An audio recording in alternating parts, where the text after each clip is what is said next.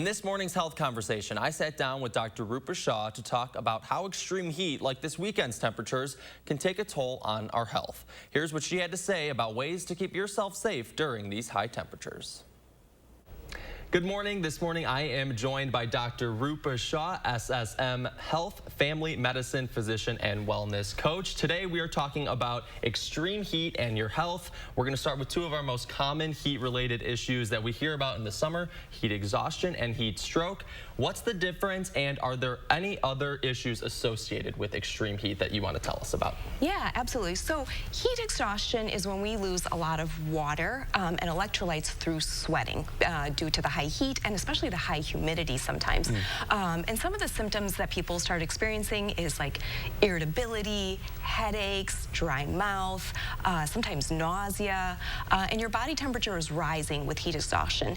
Now with heat stroke, your body's actually losing that ability to start, to sweat any longer, and the body temperature gets to a really dangerously high level. So both of these require medical attention. Okay.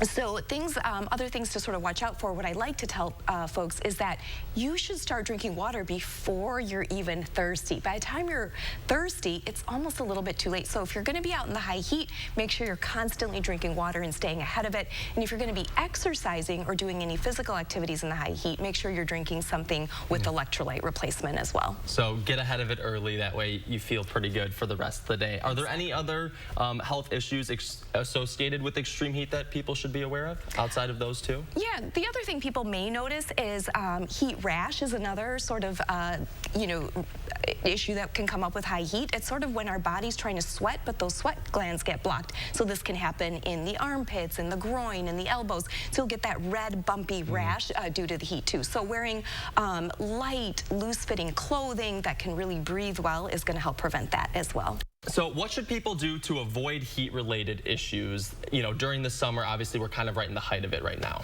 Yeah, so again, like I mentioned, make sure if you're going to be heading out into the heat to start drinking water. Keep drinking water the whole time, and do something with electrolyte replacement if you're going to be doing anything real physical. Avoid things like caffeine and alcohol, which are more dehydrating, anyways. And then just try and avoid things in the middle of the hottest part of the day, like at noon, and try and stay indoors. Find a cool space. And if you start having some of those symptoms that we talked about with heat exhaustion or definitely heat stroke, make sure to seek medical attention right away. All right, lots of good tips there. Thank you so much, Dr. Shah, and we appreciate you. And where else can people find you? So they can find me on Instagram at Wellness with Dr. Shah. Lots of good tips there. Thanks for joining us. Thank you.